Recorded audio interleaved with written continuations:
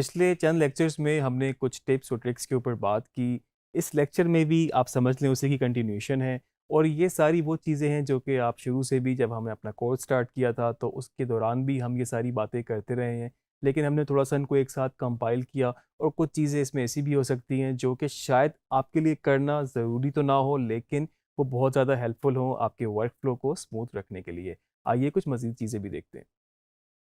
जी, इस वक़्त मैं टाइमलाइन पर मौजूद हूँ और जहाँ पर मेरा ये सीटीआई है, आप देख सकते हैं कि कुछ डिफरेंट सा आपको यहाँ पर डिस्प्ले नज़र आ रहा होगा। अगर आप इसको मज़ीद नोट करें, टाइमलाइन पे भी आपके पास जो क्लिप्स हैं, उनके लेबल तो चल रहे हैं, लेकिन यहाँ से इसने इसको भी रेड कर दिया है। इसको मैं आपको थोड़ा-सा इस तरह से भी दिखा देता हूँ। आप देख रहे हैं कि यहाँ पर ये बिल्कुल रेड है। इसका क्या मतलब है? इसका मतलब है कि ये जो मीडिया फ़ाइल है, ये ऑफ़लाइन है। आप यहाँ पे देख सकते हैं, यहाँ ऑफ़लाइन लिखा है और डिफरेंट लैंग्वेजेज़ में भी यही बात आगे लिखी हुई है। अब मीडिया ऑफ़लाइन जो होता है, उसकी चंद रीज़न्स हो सकती हैं। एक तो ये है कि आपके जो सोर्स पे, बैकएंड पे, आपके हार्ड ड्राइव पे जहाँ पे आपका डाटा पड़ा हुआ था, वहाँ से वो मूव हो गया है, या तो वो रीनेम हो गया है और या वो डिलीट हो चुका है। आपको इसीलिए हमने शुरू में बताया था कि आपको अपने प्रोजेक्ट मैनेजमेंट के वक़्त जब आप अपना वर्क फ्लो डिसाइड करते हैं, आप एसेट्स की मैनेजमेंट रखते हैं इस तरीके से कि आपके फ़ोल्डर्स प्रॉपर ऑर्गेनाइज़ हों और आपका डाटा जो है प्रॉपर बिन के अंदर सेव हो। आपके प्रोजेक्ट फाइनल होने तक आप उसको मूव नहीं कर सकते, आप उसको डिलीट नहीं कर सकते।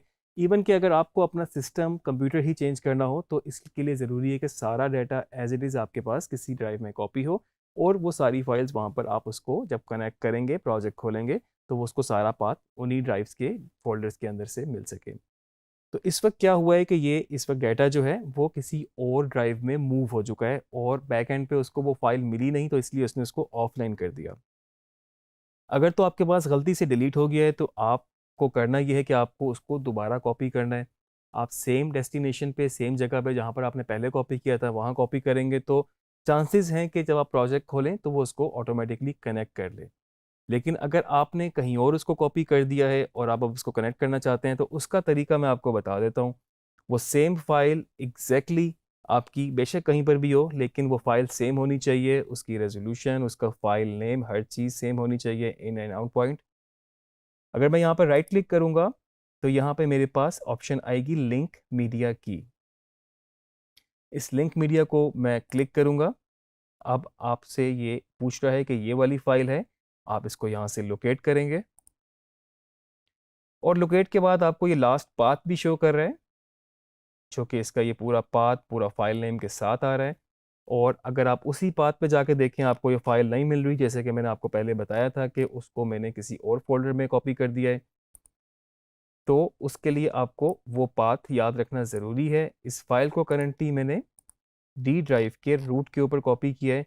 आप देख सकते हैं कि इस वक़्त ये फ़ाइल जो कि ये इसका फ़ाइल नेम आ रहा है यहाँ से, वुमन विद टेडी बियर, और यहाँ पर ये फ़ाइल आपके पास यहाँ पर आ रही है। अगर आपके पास बहुत ज़्यादा और भी फ़ाइल्स हों, अगर आप इस ऑप्शन को चेक कर देंगे display only exact name matches, तो वो सारी फ़ाइल्स की जगह, क्योंकि अभी तो ये फ़ोल्डर्स हैं, अगर और वीडियो फ़ाइल्स होती तो वो सबको हाइड करता और आपको ये वाली फ़ाइल ही वो शो करता। इस फ़ाइल को आप सिलेक्ट करेंगे और आप इसको यहाँ से ओके करेंगे, तो आप देख सकते हैं वो फ़ाइल इस वक़्त दोबारा आ चुकी है, दोबारा कनेक्ट हो चुकी है। इसको आप अपनी टाइमलाइन से भी कर सकते हैं, बाकी फ़र्दर आप इसको यहाँ से भी, जहाँ पर आपके पास मिसिंग हो, उधर भी आप अगर किसी फ़ाइल पे राइट क्लिक करेंगे, तो ये सेम ऑप्शन लिंक की और आगे इसी तरह से लोकेट की, फिर वो पाथ डिसाइड करना, कहाँ पर वो फ़ाइल पड़ी है, वहाँ से उसको कनेक्ट करना, ओके करना, तो आपके पास ये फ़ाइल दोबारा से वापस इस तरह आ जाएगी। आप लोगों ने मैक्सिमम कोशिश यही रखनी है कि आपका जब प्रोजेक्ट शुरू हो जाए, तो शुरू में ही उसकी एसेट्स मैनेज्ड हों, प्रॉपर फ़ोल्डर्स बने हों और उसके बाद आप उसको कहीं पर मूव ना करें। एक और मैं आपको यहाँ पर टिप देता हूँ या एक ट्रिक आपको बताता हूँ। हमने पहले भी इफ़ेक्ट कंट्रोल विंडो में जाके पोजीशन, स्केलिंग वगैरह सारी चीज़ें चेंज की और हमने ज़्यादातर उनको चेंज किया अपनी वैल्यूज़ के साथ। अब हम थोड़ा-सा उसको मैनुअली करके देखेंगे कि हम माउस से किस तरह से उन वैल्यूज़ को चेंज कर सकते हैं। बेशक वो मोशन में हो, स्केलिंग में हो या फिर आप कह लें कि इफ़ेक्ट में, ओपेसिटी में, कहीं पर भी कुछ हो। तो आपके पास बड़ी ज़बरदस्त ऑप्शन मौजूद है कि आप अपनी मर्ज़ी से अपने माउस के साथ जहाँ-जहाँ पर आप उसको मूव करेंगे, आप वहाँ पर उस इफ़ेक्ट पे काम कर सकते हैं। अगर अभी भी आपको क्लियर नहीं है तो थोड़ा-सा मैं आपको टाइमलाइन पे कुछ करके दिखाता हूँ। मिसाल के तौर पे मेरे पास इस वक़्त 2 क्लिप्स हैं और एक क्लिप में मेरे पास ब्लैक एंड व्हाइट है और उसी के ऊपर उसका सेम कॉपी वर्ज़न है जिसमें कलर्स मौजूद हैं। आप देख सकते हैं अगर मैं इसको ऑन एंड ऑफ करूँ तो ये इस तरह से है। अब मैं करता क्या हूँ कि मैं चाहता ये हूँ कि मेरे पास जो बाकी एरिया है वो सारा ब्लैक एंड व्हाइट रहे। जो मेरे पास कैरेक्टर है, चले हम इसको पकड़ते हैं और इसको हम कलर में रखते हैं। तो ये तो इनिशियल हमने इस वक़्त सोचा कि हम इस तरह से करेंगे। आपके पास कोई भी कोई इफ़ेक्ट हो, आप किसी भी चीज़ को मूव भी करना चाहते हो तो तब भी आप अपने की फ्रेम से फिर माउस के थ्रू उसको कर सकते हैं। इस वक़्त जो हमारा मेन मकसद है उसमें हम इफ़ेक्ट लगाने के बाद जो ओपेसिटी के साथ हमारे साथ मास्किंग होती है हम उसको एनिमेट कर रहे हैं। क्योंकि देखें ये तो बड़ा ईज़िली हम कर सकते हैं कि हम यहाँ पर ओपेसिटी में मेबी हमने यहाँ पर ये एक फ़ौरन से ही एक सर्कल ऐड किया और हमने इसका यहाँ से बेशक एक्सपेंशन कम कर दिया। इस वक़्त हमारा मकसद बिल्कुल ये नहीं है कि हम उनके चेहरे को हाइलाइट करें, हम इसको सिर्फ़ इस तरह से कलर कर रहे हैं और थोड़ा-सा हम मास्क को बेशक बढ़ा भी लें। तो इस वक़्त जो आपके पास लुक है, वो इस तरह से है और ये मेरा पहला की फ्रेम है। लेकिन अब जब ये मूव करेंगी, तो इधर से हम फेदर कम कर रहे हैं जान के ताकि आपको ये बाकायदा डिफ़रेंस नज़र आए। तो अब आप देख रहे हैं कि जहाँ-जहाँ वो मूव कर रही हैं, तो वो आपका जो मास्क है, वो वहीं का वहीं रह गया क्योंकि ऑब्वियसली वो तो सिर्फ़ मास्क एक एरिया के ऊपर है, ना कि एग्ज़ैक्टली उस कैरेक्टर के ऊपर, जो कि वो पहले फ्रेम पे था। अब इसके लिए हमें करना क्या है, हमें अपने मास्क को एनिमेट करना पड़ेगा, हम अपने मास्क को मूव करना पड़ेगा हमें और हम इस तरह से कर सकते हैं कि हम मास्क के पाथ को यहाँ से हमने की फ्रेम ऐड किया और अब हम यहाँ से इसको जैसे-जैसे वो मूव कर रही हैं, अब देख रहे हैं ये इस पे फ्रेम से बाहर हो गई, हमने अपने मास्क को क्लिक किया, आपके पास ये ऑप्शन बनी आ रही है, सारा मास्क इस तरह है, आपने इसको माउस से पकड़ के इधर मूव कर दिया। आप देख सकते हैं आपके पास एक की फ्रेम ऐड हो गया ऑटोमेटिकली, ना कि आपको मैन्युअली की फ्रेम ऐड करना पड़ा और फिर जाके मास्क के पाथ को, उसकी बाकी सेटिंग्स को, एक्सपेंशन को आपने छेड़ना पड़ा। अगर आप एक्सपेंशन को भी यहाँ पर कम ज़्यादा करना चाहें, तो वो भी आपका हो सकता है, बशर्ते कि आपने पहले भी की फ्रेम ऐड किया हो और फर्दर भी आगे जाके आप कर रहे हो।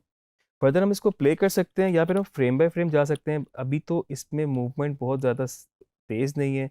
हम इसको थोड़ा-सा इधर मूव कर लेते हैं और उसके बाद दोबारा मैं टाइमलाइन पे क्लिक करूँगा। मैं फ्रेम बाय फ्रेम चल रहा हूँ इस वक़्त और उसके हिसाब से अब ये फ्रेम से आउट हो रहा है तो उसको मैंने इधर मूव किया।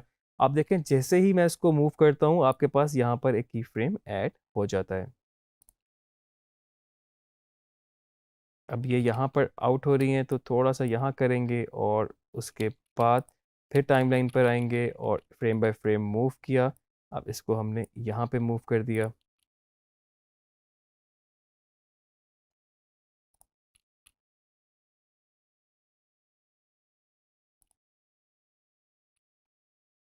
तो आप देख रहे हैं सारे यहाँ पर आपके पास ये की फ्रेम ऐड हो गए और हमने सिर्फ़ इस मास्क को यहाँ से सिलेक्ट किया तो तब हमें जाके ये नज़र आया इस तरह से।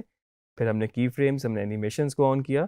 तो इसको हम प्ले करते हैं। अब आप देखें कि मास्क इसका साथ-साथ मूव हो रहा है और किसी पॉइंट पे अगर आपको लगे जिस तरह के यहाँ पर अभी ये मास्क हमारा राइट पे ज़्यादा है और इधर आउट हो रहा है थोड़ा-सा, तो हम थोड़ा-सा इसको भी एडजस्ट कर सकते हैं। हम इसको एक दफ़ा ज़ूम इन भी कर लें क्योंकि हमारे पास ये 2 की फ्रेम्स हैं और यहाँ से लेके यहाँ तक वो आउट हो रहा है।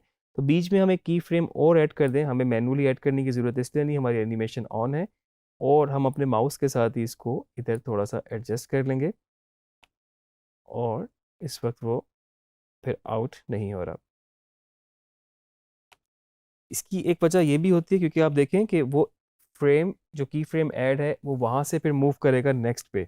अगर इस वक़्त इतनी देर से की फ्रेम ऐड नहीं हुआ, तो आप इस वक़्त क्या करेंगे कि यहाँ पर अगर ये मूव हो रहा है इतना और यहाँ पर आपको ज़रूरत नहीं, आप थोड़ा-सा इसको एडजस्ट कर लें, ताकि आपके पास एक की फ्रेम ऐड हो जाए।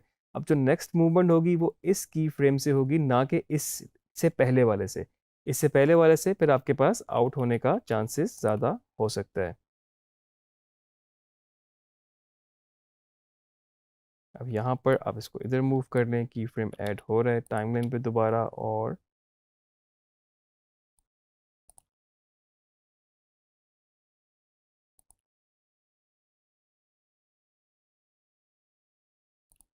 आप चाहें तो बिल्कुल फ्रेम बाय फ्रेम भी जा सकते हैं, मतलब आपको मे बी एक एक दो दो फ्रेम, या आप चाहें तो पाँच पाँच फ्रेम, क्योंकि इसमें मूवमेंट थोड़ी सी स्मूथ है, बहुत ज़्यादा शार्प नहीं है।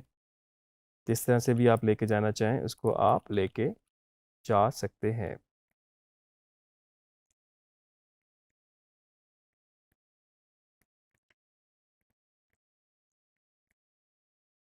और बिल्कुल आखिरी पॉइंट तक आप इसको दोबारा से एडजस्ट कर लें।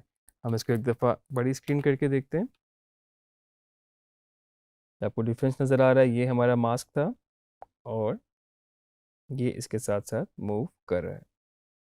और ये बिल्कुल हमारा की फ्रेम्स पे जाके हमने मैनुअली माउस से इसको मूव किया।